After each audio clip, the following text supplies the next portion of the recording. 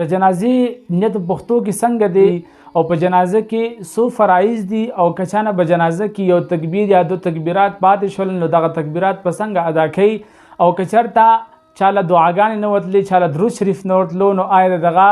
جنازې کوونکي انسان دغه جنازه ادا کیږي او کنه ادا کیږي ګران کتونکو دا یو څو ډېرې ضروري او ډېرې اهمې مسلې دي امید لرم چې تاسو به دغه ویډیو نه ښه فایده واخلئ او نورو ملګرو سره به هم شیر کړئ یعنی جنازې د پاره چې کوم عربی کې موږ تاسو کوششونه کوو دومره اوږد نیت وایو نو دې ته ضرورت نشته بس نیت دا د انسان د زړه ارادې ته وایي او بیا د دغه زړه ارادې اظهار په الفاظو سره کول دا ډیر بهتر او افضل دي او دا چې موږ تاسو پښتو کې په یو څو الفاظ سره هم کولی شو څلور تکبیره جنازه کوم د دې میت په دې حاضر وخت په دې حاضر امام پسې رضا خاص خدای تعالی لره مخمد کعبه شریفی په لوري الله اکبر په دغه پښتو کې سو الفاظ هم ویلی شي او کچرته چا دام نشل ویلی نو هغه په زړه کې چې کومه اراده راغلی دو بس دغه اراده د دپاره کافي دو دویم کله چې امام تکبیر وایي نو په اول تکبیر کې به لاسونه غوږونو ته ویسي هغې نه وروسته به ثنا وایي سبحانک اللهم وبحمدك وتبارك اسمك وتعالى جدك وجل ثناؤك ولا اله غيرك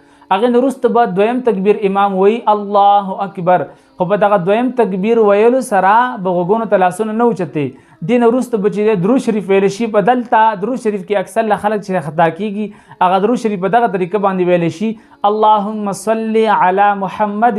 وعلى آل محمد كما صليت وسلمت وباركت ورحمت وترحمت على إبراهيم وعلى آل إبراهيم إنك حميد مجيد ورحمت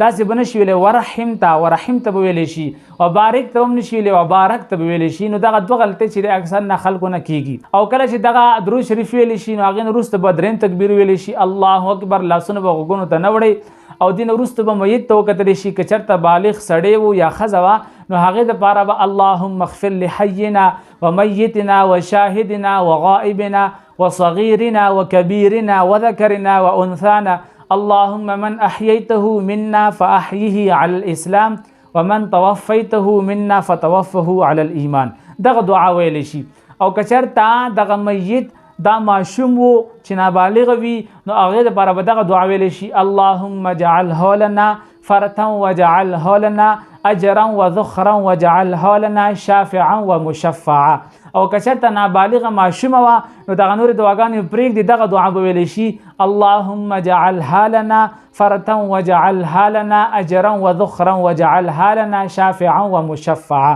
نو دا چې کله ویلی شي هغې نه وروسته به څلورم تکبیر ویلی شي الله اکبر او بیا به چې دی اول ښي طرف ته او بیا ګس طرف ته سلام وګرځولی شي دا د دغه جنازې مونځ طریقه وه که چېرته په جنازه کې چانه تکبیرات پاتې شول مطلب چانه یو تکبیر پاتې شو چانه دو تکبیرات پاتې شول چانه درې تکبیرات پاتې شول نو هغې دپاره مسله دا ده چې کله ته امام سره په جنازې مونځ کې شریک شوې تا نه یو تکبیر تللی تا اول هغه تکبیر ووایه هغې نه وروسته ورسره په دغه مونځ کې شامل شه یعنې دغه مونځ سره چې کوم ځای کې وي هغه مونځ سره وایه که چېرته تا نه دو تکبیرات تللي وي نو تا اول دو تکبیرات وایي بیا هغې نه وروسته ورسره دغه مونځ شروع کړه که چېرته تا نه درې تکبیرات تللي وي نو ته چې دی کله په جنازه کې داخل شي اول درې تکبیرات ووایه که بیا وخت وي هغه دعا ووایه او بیا څلورم تکبیر امام سره وایي سلام وګرځوه او که چېرته تا سره دغه مونځ ویلو وخت میلاو نشي صرف تکبیرات ویل وخت میلاو شي به ته صرف دغه څلور تکبیرات ووایه او امام سره سلام وګرځوه ستا دغه جنازې مونځ ادا شو سله ځکه چې په جنازه کې دو فرایض دي یو په دغه جنازه کې ولاړه فرض ده یعنی دغه ولاړه باندې مونځ د جنازې کول دا فرض دي